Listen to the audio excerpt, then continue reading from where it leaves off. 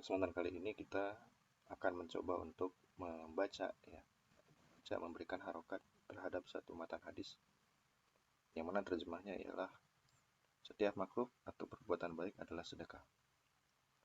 Hadis ini dikeluarkan oleh Imam Al-Bukhari. Seperti apa cara kita membacanya? Kita akan coba analisa dari sisi kosakata melalui kamus dan juga dari sisi nahwu. Kita akan coba mulai memahami makna dari masing-masing kalimat ini dengan menggunakan kamus. Kamus itu yang paling mudah kita gunakan itu adalah kamus digital ya.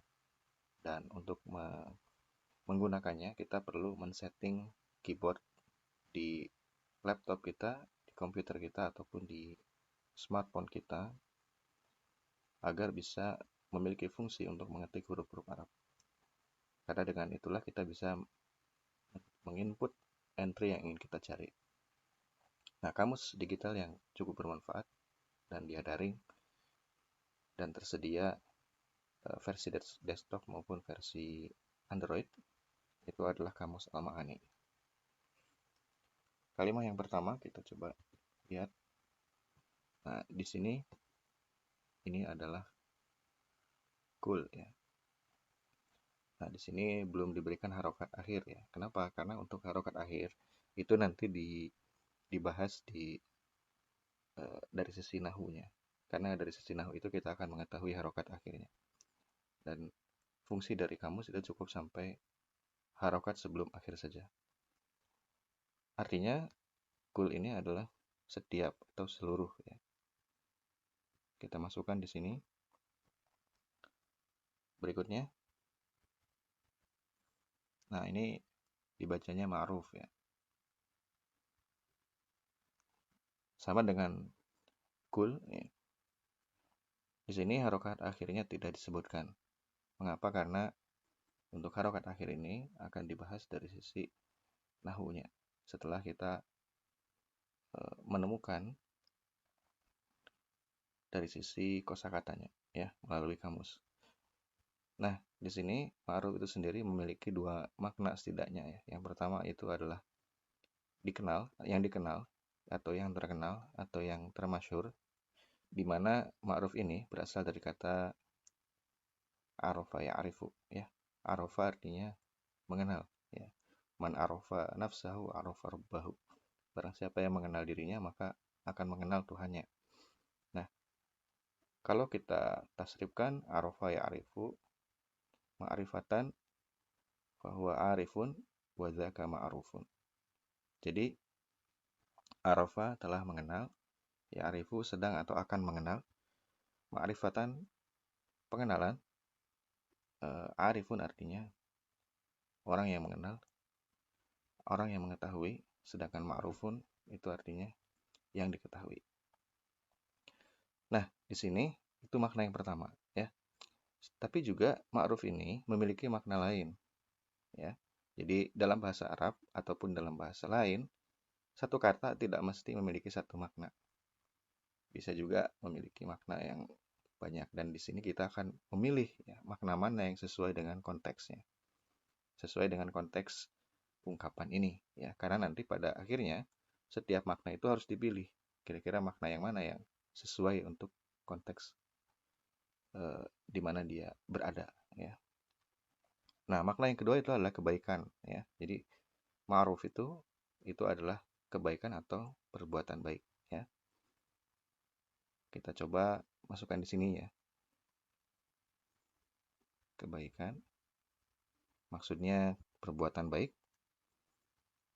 Dan kalau kita lihat dari KBBI ya, maka kita akan mendapati bahwa ternyata makruf itu sudah masuk menjadi salah satu dari kosakata bahasa Indonesia ya.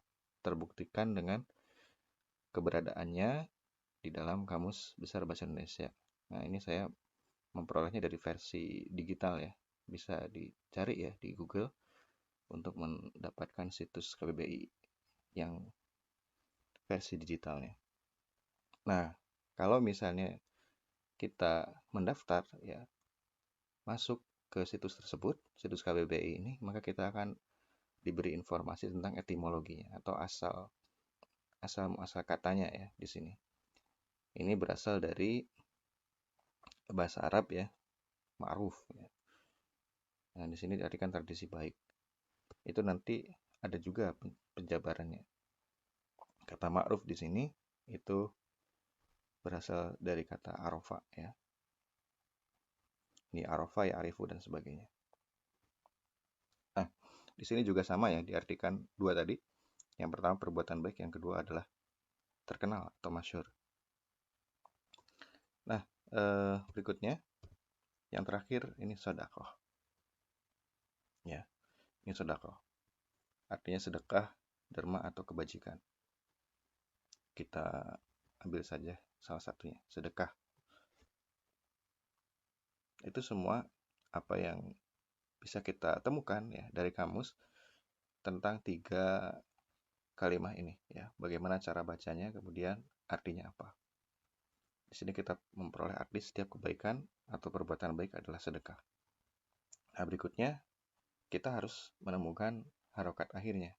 Dan di sini adalah manfaatnya atau fungsi dari ilmu nahwu dan i'rab termasuk di dalamnya ya, yaitu mengetahui harokat akhir dari masing-masing kalimat atau masing-masing kata. Mengapa? Karena harokat akhir ini kalau salah ya menyebabkan maknanya salah. Kalau kita memberikan harokat yang benar maka maknanya benar. Nah, di sini kul ya, ini adalah isim ya. Kul ini adalah isim. Apa cirinya? Kul ini ya, ini bisa kemasukan huruf jar.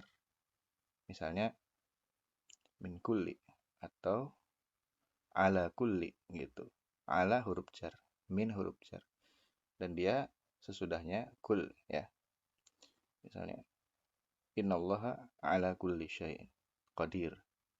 Nah, kalau ada huruf jar bisa masuk ke kata kul ini, ke kalimat kul ini, berarti kul ini adalah isim ya. Dia adalah isim. Nah, kalau ada satu jumlah, satu ungkapan dimulai dengan isim, maka itu disebutnya jumlah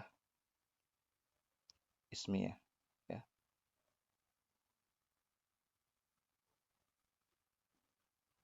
Maka disebutnya jumlah ismiyah. Nah, jumlah ismiyah itu isim yang mengawalinya merupakan mubtada.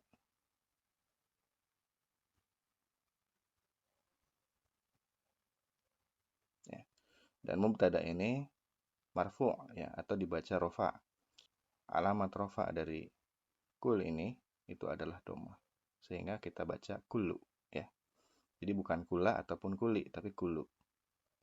Nah, setiap ini masih menggantung setiap apa. Maka sesudah kata setiap ini ya, itu memerlukan penjelasan berikutnya dalam bentuk mudhof ilaih atau melalui hubungan idhofah. Setiap apa? Nah, di sini setiap kebaikan. Karena hubungannya adalah idhofah, penyandaran sama kayak Rasulullah ya, Baitullah dan sebagainya, itu hubungannya bersifat penyandaran.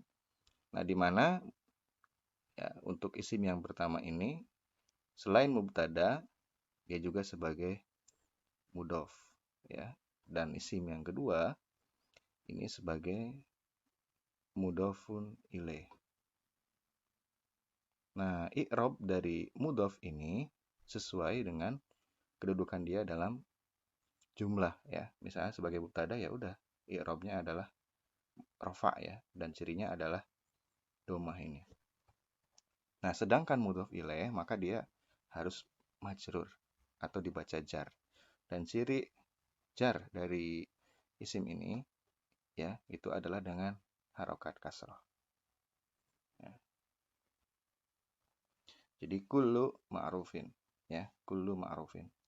Nah, berikutnya sebagaimana kita sudah sebutkan ini jumlah ismiyah, maka dia memerlukan khobar. Maka khobarnya di mana?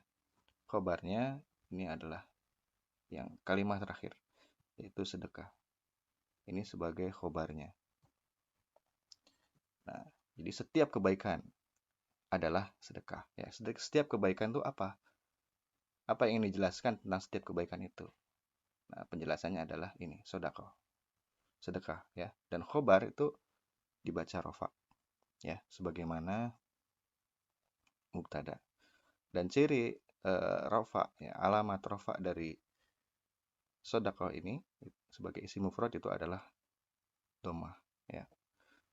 Sehingga kita bisa berikan harokat dhammah yang ditanwin, ya. Alhasil kita menemukan, ya, bacaannya adalah kullu ma'rufin shadaqatun. Setiap kebaikan adalah sedekah. Demikian untuk penjelasan analisa kosakata melalui kamus dan analisa melalui ilmu nahwu dan penjelasan i'rabnya untuk kalimat ini, ya, di kesempatan kali ini. Jika ada pertanyaan bisa disampaikan di kolom komentar.